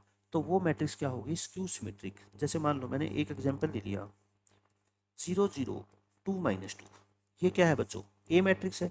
इसका ट्रांसपोज क्या होगा, ए ट्रांसपोज। आप कहोगे जी ये 0 2 को ऐसे लिख दो, -2 0 को ऐसे लिख दो। बताओ क्या ये जो ए ट्रांसपोज आया है, क्या ये ए के इक्वल है, क्या ए के इक्वल तो नहीं है, क्योंकि यहाँ 0 है, यहाँ 2, यहाँ -2 है। तो मैं कहता हूँ इसमें से माइनस कॉमन ले लो। माइनस कॉमन लेने का मतलब क्या होता है, सारे एलिमेंट को -1 से मल्टीप्लाई कर देना, मतलब साइन चेंज कर दो। 0 के आगे तो कोई साइन होता ही नहीं। ये -2 है, +2 हो जाएगा। ये +2 है तो -2 हो जाएगा, और ये क्या हो जाएगा बच्चों, 0। अब बताओ माइनस कॉमन लेने के बाद जो अंदर ये मैट्रिक्स बची है, ये क्या है, ये तो ए है ना, वापस से देख लो ये रही। तो यानी ये टोटल क्या आ गई, -a के। मतलब कि यहाँ पे ए ट्रांसपोज किसके इक्वल आ गया बच्चों, -a के। इसका मतलब जो ए मैट्रिक्स थी ना ये वाली, ये क्या कहलाएगी, A is called skew symmetric matrix. ये सिर्फ इनकी क्या होती है बच्चों, डेफिनेशन होती है कि एक मैट्रिक्स को सिमेट्रिक कब बोलेंगे, जब उसका ट्रांसपोज खुद के इक्वल आ जाए। स्क्यू सिमेट्रिक कब बोलेंगे, जब उसका ट्रांसपोज खुद के नेगेटिव के इक्वल आ जाए। इफ ए इज सिमेट्रिक और स्क्यू सिमेट्रिक, ए या तो सिमेट्रिक है या स्क्यू सिमेट्रिक है, then A must be a square matrix. मतलब कि एक मैट्रिक्स बच्चों या तो सिमेट्रिक है या स्क्यू सिमेट्रिक है, तो वो स्क्वायर मैट्रिक्स होना जरूरी है। मतलब क्या, देखो इसका मतलब क्या है कि जैसे एक रेक्टेंगुलर मैट्रिक्स ले ली मैंने, 1 2 3 4 5 6, इसका ट्रांसपोज बोलो क्या होगा, इसका transpose first row first column बन जाएगा, सेकंड रो सेकंड कॉलम बन जाएगा। क्या यहाँ पे ए ट्रांसपोज कभी ए के इक्वल हो सकता है क्या, कैसे हो जाएगा, जब ऑर्डर ही अलग है। दो मैट्रिक्स इक्वल होने के लिए ऑर्डर तो उनका सेम होना जरूरी है ना, ये तो फर्स्ट कंडीशन है। ये तो कभी ए के इक्वल आ ही नहीं सकता, मतलब कि ये मैट्रिक्स कभी सिमेट्रिक नहीं हो सकती, नेवर सिमेट्रिक। क्यों, मुझे चेक करने की भी जरूरत नहीं है, क्योंकि ये एक रेक्टेंगुलर मैट्रिक्स है। एक रेक्टेंगुलर मैट्रिक्स ना तो कभी लाइफ में सिमेट्रिक हो सकती, ना स्क्यू सिमेट्रिक हो सकती। अगर उसको सिमेट्रिक या स्क्यू सिमेट्रिक होना है तो उसको सबसे पहले क्या कंडीशन फुलफिल करनी होगी कि वो एक स्क्वायर मैट्रिक्स होनी चाहिए। बिना स्क्वायर मैट्रिक्स के तो वो सिमेट्रिक बन ही नहीं सकती। मैं ये नहीं कह रहा कि सारी स्क्वायर मैट्रिक्स सिमेट्रिक होती है, लेकिन मैं ये कह रहा हूँ सिमेट्रिक या स्क्यू सिमेट्रिक होने के लिए जो फर्स्ट कंडीशन है वो क्या है, वो मैट्रिक्स कैसी होनी चाहिए बच्चों, स्क्वायर मैट्रिक्स। कि रेक्टेंगुलर मैट्रिक्स में जब आप ट्रांसपोज करोगे तो उसका ऑर्डर क्या होगा, रिवर्स हो जाएगा। और रिवर्स अगर ऑर्डर हो गया तो वो ओरिजिनल मैट्रिक्स के इक्वल कैसे आ जाएगी, नहीं आएगी। तो मतलब ना वो सिमेट्रिक होगी और ना ही वो स्क्यू सिमेट्रिक होगी। बस यही मैं आपको बोलना चाहता था। अब आते हैं कुछ रिजल्ट, रिजल्ट कह लो इसको या प्रॉपर्टीज कह लो, एक ही बात है। सिमेट्रिक और स्क्यू सिमेट्रिक मैट्रिक्स के बहुत ही ज़्यादा इंपॉर्टेंट है हर एक रिजल्ट, है ना। मैं आपको हर एक डिटेल में समझाऊंगा, बट अल्टीमेटली आपको सबको याद रखना है, क्योंकि एग्जामिनर में कोई भी क्वेश्चन कॉम्पिटिटिव एग्जाम्स में बन सकता है ऑब्जेक्टिव के रूप में। पहला क्वेश्चन क्या है, the sum of two symmetric matrices is always symmetric. मतलब दो मैट्रिक्स सिमेट्रिक है तो उनको ऐड करोगे ना, ऐड करने के बाद जो नई मैट्रिक्स आएगी वो भी क्या होगी, एक सिमेट्रिक मैट्रिक्स होगी। कैसे, जैसे मान लो एक मैट्रिक्स ए है, अभी मैं आपको लिखना नहीं सिखा रहा कि एक सिमेट्रिक मैट्रिक्स अगर आपको फटाफट लिखनी है तो वो कैसे लिखोगे, वो मैं आपको नेक्स्ट कॉन्सेप्ट के अंदर समझाऊंगा। अभी मैं आपको बता रहा हूँ कि ये मैट्रिक्स सिमेट्रिक है। मैं लिख देता हूँ 1 2 2 3। मैं क्या करता हूँ, डायगोनल एलिमेंट को छोड़ के बाकी दोनों एलिमेंट को सेम लिख दूंगा, तो वो मैट्रिक्स हमेशा क्या आएगी, सिमेट्रिक आएगी। 2 by 2 की बात कर रहा हूँ मैं, ठीक है। और एक मैट्रिक्स बी है 3 4, और यहाँ पे कुछ भी लिख दो आप, डायगोनल एलिमेंट को छोड़ दो, यहाँ 5 लिख दो, बट दोनों बाकी दोनों क्या होने चाहिए, सेम। ये नॉन डायगोनल एलिमेंट क्या होने चाहिए, सेम। क्या ये मैट्रिक्स सिमेट्रिक है, क्या आपको लग रहा है ना, ट्रांसपोज निकालोगे तो सेम आएगा। ये भी क्या है, सिमेट्रिक है। अब a प्लस बी निकालो आप, क्या निकालो बच्चों, a प्लस बी, दोनों को ऐड करो, कितना होगा 1 प्लस 3, 2 प्लस 4, 2 प्लस 4 और 3 प्लस 5, 4, 6, 6 और 8। मैं ये कह रहा हूँ कि जो दोनों को ऐड करने से जो ये नई मैट्रिक्स आई है ना, ये क्या है बच्चों, सिमेट्रिक है। देख लो, इसका ट्रांसपोज करना। सिमेट्रिक कैसे चेक करते हैं किसी भी मैट्रिक्स को, उसका क्या करते हो, ट्रांसपोज। तो ये वापस से क्या आ गया, ये वापस से बच्चों क्या आ गया, a प्लस बी के। इसका मतलब क्या हुआ, a प्लस बी कैसी मैट्रिक्स है, सिमेट्रिक। लेकिन ये हमेशा नहीं, मैं क्या बोल रहा हूँ आपको, अगर a और b खुद से सिमेट्रिक है तो उनका एडिशन भी क्या होगा बच्चों, सिमेट्रिक होगा। बस मैं ये बात आपको बोल रहा हूँ, ठीक है। इसी तरह से अगर दो मैट्रिक्स खुद स्क्यू सिमेट्रिक है तो उनका सम भी क्या होगा बच्चों, स्क्यू सिमेट्रिक होगा। यानी कि एडिशन दो सिमेट्रिक मैट्रिक्स का सिमेट्रिक होगा और दो स्क्यू सिमेट्रिक मैट्रिक्स का एडिशन खुद भी क्या होगा, स्क्यू सिमेट्रिक होगा। फिर अगर एक मैट्रिक्स ए है, कोई भी स्क्वायर मैट्रिक्स है, तो ए प्लस ए ट्रांसपोज आप करोगे ना, वो हमेशा सिमेट्रिक आएगा। मतलब कि अब मैं ये नहीं कह रहा कि ए का सिमेट्रिक होना जरूरी नहीं, मैं कह रहा हूँ ए दुनिया की कोई भी ऐसी मैट्रिक्स है जो स्क्वायर मैट्रिक्स है, आप उस मैट्रिक्स में उसका ट्रांसपोज ऐड कर दो, जो नई मैट्रिक्स आएगी ना वो हमेशा एक सिमेट्रिक मैट्रिक्स आएगी। और ए में से उसका ट्रांसपोज माइनस कर दो तो जो नई मैट्रिक्स आएगी बच्चों वो क्या आएगी, एक स्क्यू सिमेट्रिक मैट्रिक्स आएगी। एग्जाम्पल देखो, ए कोई भी मैट्रिक्स मान लो जो आपका मन करे, 2x2 की मान लेते हैं एक बार, है ना, हमें तो कॉन्सेप्ट सीखना है। जो 2x2 पे एप्लीकेबल है वो 3x3 पे, वो 4x4 पे, सभी के लिए एप्लीकेबल है ना, छोटा पड़ेगा, कॉन्सेप्ट सीख रहे हैं एक बार हम। ये मैट्रिक्स है, इसका ट्रांसपोज बोलो क्या आएगा, इसका ट्रांसपोज आएगा बच्चों 1 2 3 4। मैंने आपको क्या कहा, ए में ए का ट्रांसपोज ऐड करो, ए में ए का ट्रांसपोज ऐड करो 1 2 3 4, और ऐड कर दो आप 1 2 3 4 इसमें ये मैट्रिक्स। तो दोनों को ऐड करोगे 1 + 1 2, ये हो गया 5 और ये भी कितना हो गया बच्चों 5 और ये भी कितना हो गया 8। अब मैं आपको ये बोल रहा हूँ कि ये जो मैट्रिक्स है ना, ये हमेशा बच्चों सिमेट्रिक आएगी।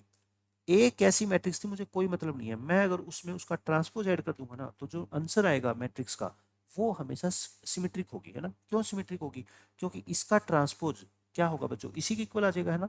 नॉन डायगोनल एलिमेंट को इक्वल कर दो बस 2x2 में, वो मैट्रिक्स हमेशा क्या होती है, सिमेट्रिक होती है। तो आप समझ गए ये बात। अभी ऐसे ही मैं कहूँ कि a माइनस ए ट्रांसपोज करो, a में से इसका ट्रांसपोज बच्चों माइनस कर दो, ऐसे करना एक बार, क्या आएगा, 1 में से 1 गया 0, 2 - 3 - 1, 3 - 2 1 और ये क्या आ गया 0।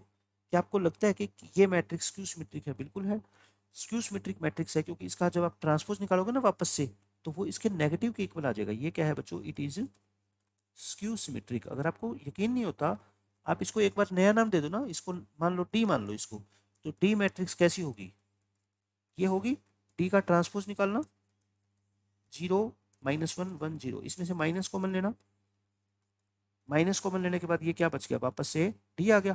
तो इसका मतलब डी कैसी मैट्रिक्स होगी बच्चों, डी इज स्क्यू सिमेट्रिक।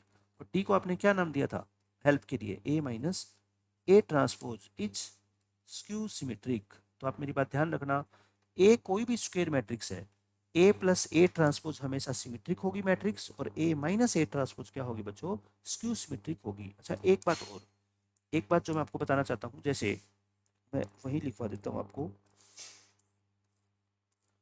अगर ए मैट्रिक्स मान लो सिमेट्रिक है, देन 2a कह लो, 3/2a कह लो, -a कह लो, 5a कह लो, मतलब कि उस मैट्रिक्स को अगर आप किसी स्केलर से मल्टीप्लाई कर दोगे ना तब भी कोई फर्क नहीं पड़ेगा, वो भी क्या रहेगी, सिमेट्रिक ही रहेगी। आर ऑल्सो सिमेट्रिक, मल्टीप्लाई कर दो, डिवाइड कर दो, है ना, 2 से मल्टीप्लाई करो, 2 से डिवाइड करो। जैसे हम ये कहें कि ए स्क्यू सिमेट्रिक है, देन 2a कर दो, 3/2a कर दो, a/2 कर दो, ये भी सारी क्या होगी, आर ऑल्सो स्क्यू सिमेट्रिक। मतलब अगर कोई मैट्रिक्स खुद सिमेट्रिक है तो उसको किसी स्केलर से अगर मल्टीप्लाई कर देंगे तो उसकी सिमेट्री पे कोई फर्क नहीं पड़ेगा, वो पहले सिमेट्रिक थी तो अब भी सिमेट्रिक रहेगी, पहले स्क्यू सिमेट्रिक थी तो बच्चों अब भी स्क्यू सिमेट्रिक रहेगी। मेरी बात को ध्यान से सुनो, ठीक है, ये हो गया। उसके बाद ये बहुत ज़्यादा इंपॉर्टेंट रिजल्ट है, इसके ऊपर डायरेक्ट क्वेश्चन कई बार पूछे गए हैं, बट इसमें ना ध्यान से पढ़ो, मैंने क्या लिखा हुआ है, if A and B are symmetric matrices, मतलब कि ये प्रॉपर्टी तभी एप्लीकेबल है जब खुद ए और बी कैसी होगी, मैट्रिसेस सिमेट्रिक होगी। क्या प्रॉपर्टी है, 3 प्रॉपर्टी है इसमें। देखो आप ए बी निकालो, बी ए निकालो, दोनों को ऐड करो, वो क्या होगी बच्चों, सिमेट्रिक होगी। ठीक है, ए बी में से बी ए माइनस कर दो, वो क्या होगी, स्क्यू सिमेट्रिक होगी। और ए बी सिमेट्रिक होगी, मतलब दो मैट, देखो मैंने आपको क्या बताया था, दो सिमेट्रिक मैट्रिक्स का एडिशन सिमेट्रिक होता है, और दो स्क्यू सिमेट्रिक मैट्रिक्स का एडिशन भी क्या होता है बच्चों, स्क्यू सिमेट्रिक होता है। बट मैंने मल्टीप्लाई के बारे में तो नहीं बताया।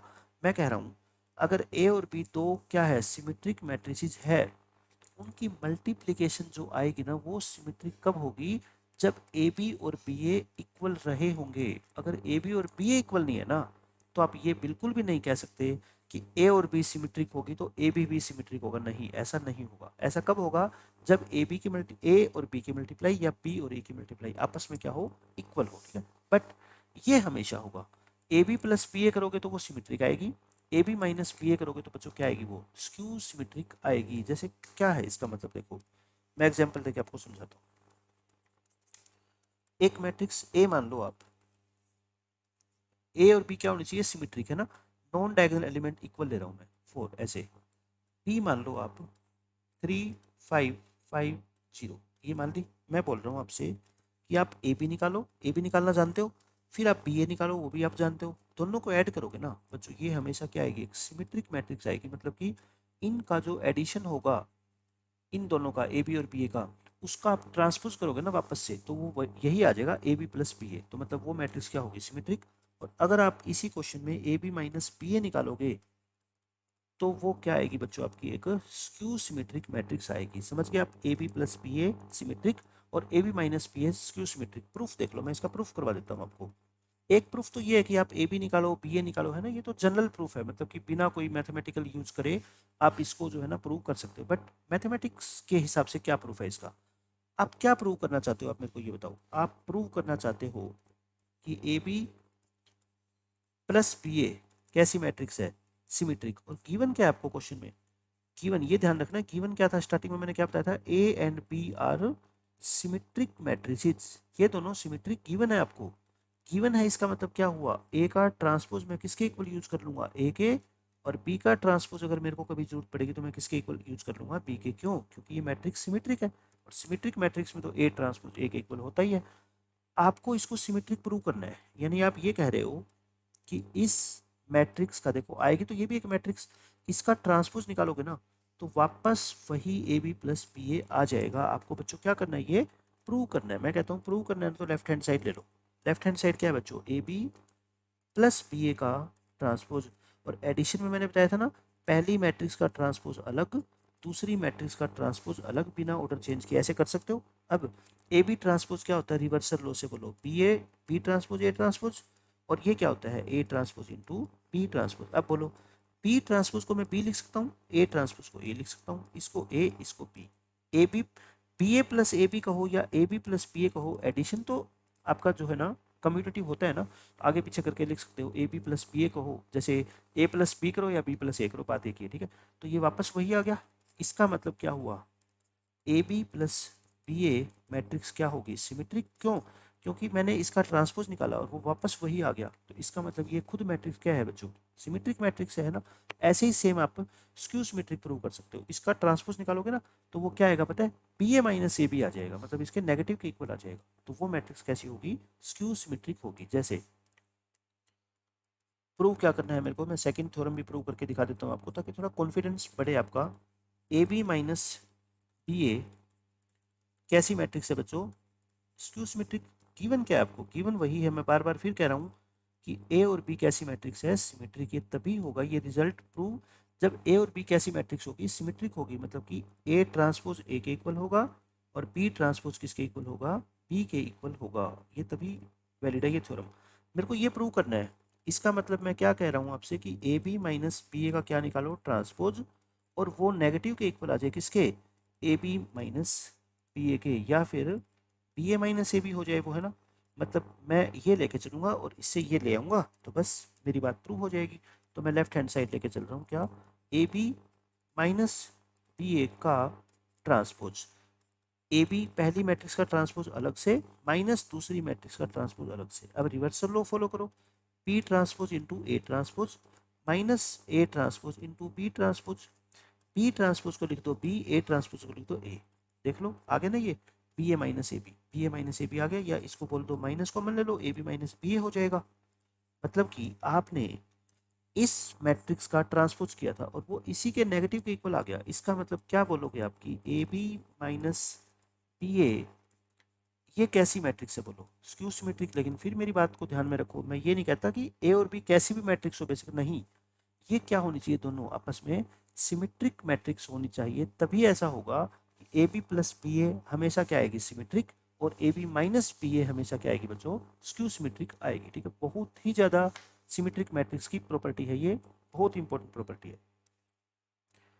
अब ये देखो, ये प्रॉपर्टी क्या बोलती है कि डायगोनल एलिमेंट्स, अच्छा एक प्रॉपर्टी और रहेगी शायद इसकी, ये वाली प्रॉपर्टी, ये तो होगी। फिफ्थ प्रॉपर्टी क्या है, अगर ए सिमेट्रिक मैट्रिक्स है तो बच्चों ए की पावर एन हमेशा सिमेट्रिक होगी, एन कोई भी नेचुरल नंबर है। इसका मतलब क्या हुआ, जैसे मान लो फिफ्थ प्रॉपर्टी क्या है, ए कोई भी मैट्रिक्स है जो सिमेट्रिक है, 1 2 2 5, ये कैसी मैट्रिक्स है बताओ, सिमेट्रिक है ना।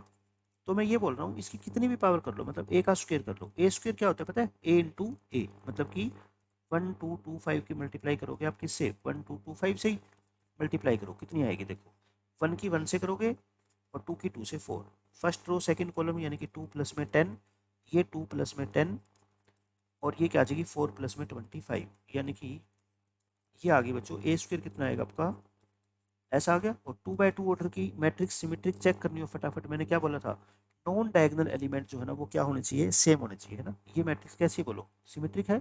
मतलब मैं ये बोल रहा हूँ किसी सिमेट्रिक मैट्रिक्स की आप 2 पावर कर लो, ए स्क्वायर कर लो, वो हमेशा क्या आएगी, सिमेट्रिक। ए क्यूब कर लो, ए क्यूब कैसे करते हो, या तो ए स्क्वायर की मल्टीप्लाई ए से कर लो, या ए की मल्टीप्लाई ए स्क्वायर से कर लो। आप कहोगे सर अभी तो आपने बताया था कि ए बी और बी ए आपस में इक्वल नहीं होते, लेकिन अगर सेम मैट्रिक्स की पावर करनी हो ना, जैसे ए क्यूब निकालना हो, आपका मन करे तो पहले ए स्क्वायर लिख लो फिर ए लिख लो, या पहले ए लिख लो फिर ए स्क्वायर लिख लो। ए की मैट्रिक्स की इंटीग्रल पावर आप करोगे ना, तो उसमें आप इंटरचेंज कर सकते हो मैट्रिक्स को आपस में, ठीक है। अलग अलग मैट्रिक्स हो ए और बी तब आप नहीं कर सकते। तो मैं ये कह रहा हूँ ये जो ए क्यूब आएगा ना बच्चों, ये भी क्या आएगी, एक सिमेट्रिक मैट्रिक्स आएगी। मतलब कि अगर ए खुद सिमेट्रिक है ना, उसकी कितनी भी पावर आप कर लो, जो नई मैट्रिक्स निकल के आएगी वो खुद भी क्या होगी, सिमेट्रिक होगी। बहुत इंपॉर्टेंट प्रॉपर्टी है ये, ठीक है। अब सिक्स्थ प्रॉपर्टी देखो क्या कहती है, ए स्क्यू सिमेट्रिक है। अब की बार बच्चों क्या है, ए स्क्यू सिमेट्रिक है, तो ये नहीं कह सकते आप कि कितनी भी पावर कर लो उसका आंसर भी स्क्यू सिमेट्रिक आएगा, नहीं। अगर आप उसकी इवन पावर करोगे, यानी कि ए स्क्वायर करोगे, ए की पावर 4 करोगे, ए की पावर 6 करोगे, तो ये तो बच्चों सिमेट्रिक आ जाएगी। ओड पावर करोगे यानी कि ए क्यूब करोगे, ए की पावर 5 करोगे, ए की पावर 7 करोगे, ये क्या आएगी आपकी, स्क्यू सिमेट्रिक आएगी। समझ रहे हो मेरी बात, मैं क्या बोल रहा हूँ। अगर ए सिमेट्रिक है तब तो उसकी कितनी भी पावर कर लो वो हमेशा सिमेट्रिक रहेगी। बट अगर ए स्क्यू सिमेट्रिक है ना, तो उसकी इवन पावर करोगे तो आंसर क्या आएगा, सिमेट्रिक। ओड पावर करोगे तो आंसर क्या आएगा बच्चों, आपका स्क्यू सिमेट्रिक आएगा। समझ रहे हो आप मेरी बात।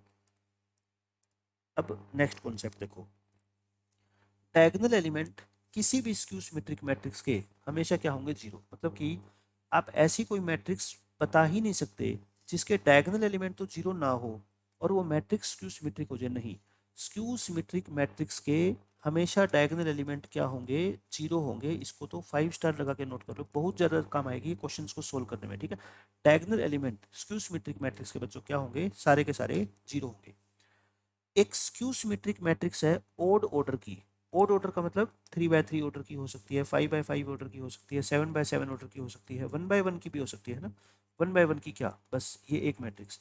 एक स्क्यू सिमेट्रिक मैट्रिक्स है बच्चों जिसका ओड ऑर्डर हो, उसका डिटरमिनेंट क्या होगा, जीरो। उसका डिटरमिनेंट क्या होगा, जीरो। जैसे मैं आपको बताता हूँ, ये एक स्क्यू सिमेट्रिक मैट्रिक्स है। देखो मैं लिख रहा हूँ, मैं आपको बाद में समझा दूंगा ये कॉन्सेप्ट खत्म होने के बाद कि मैं फटाफट कैसे सोच पाता हूँ कि ये मैट्रिक्स स्क्यू सिमेट्रिक होगी।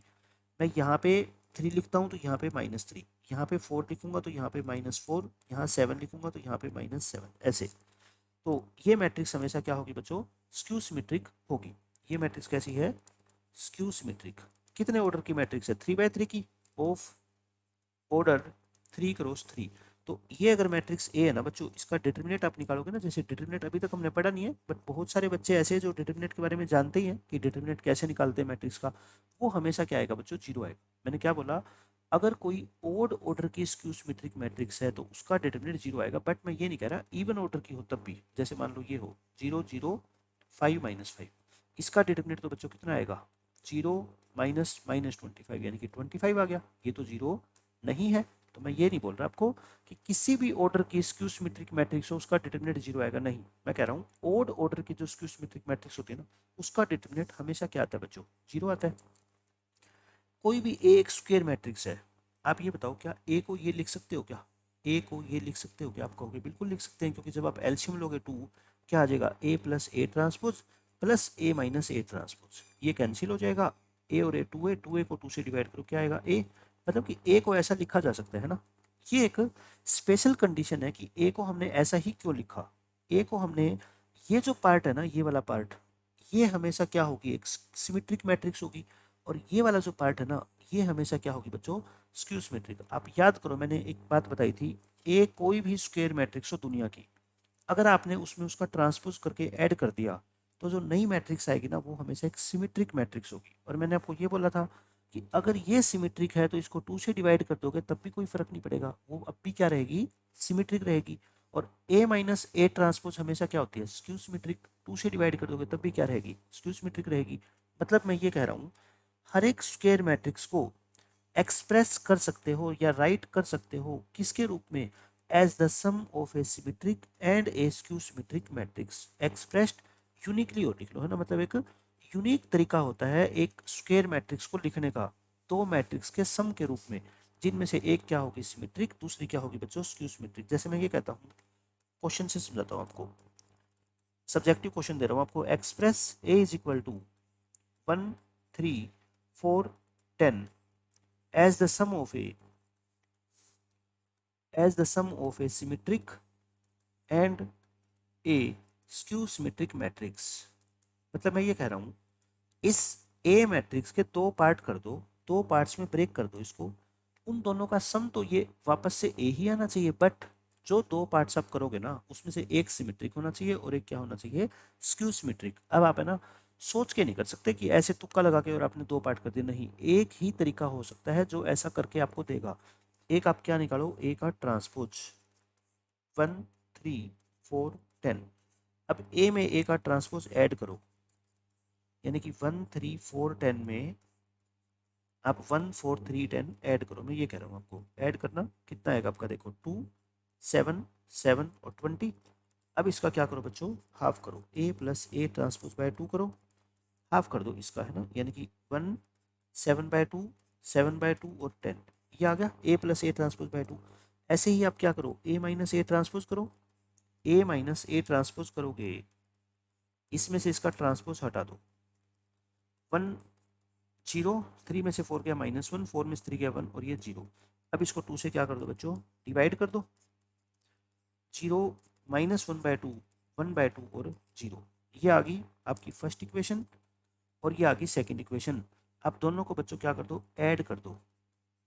तो ए प्लस ए किसके इक्वल आ जाएगा पता है, A plus A transpose by 2 plus A minus A transpose by 2, यानी कि ये मैट्रिक्स क्या थी बताओ, 1 7/2 7/2 और 10 प्लस ये मैट्रिक्स क्या है आपकी, देखो 0 0 -1/2 और 1/2। इन दोनों को आप वापस से ऐड करोगे ना, इन दोनों को वापस से ऐड करोगे तो ये पता है क्या आ जाएगा, ए ही आ जाएगा। देख लो 1 में 0 ऐड करो, 1 7/2 -1/2 3 होता है ऐसे।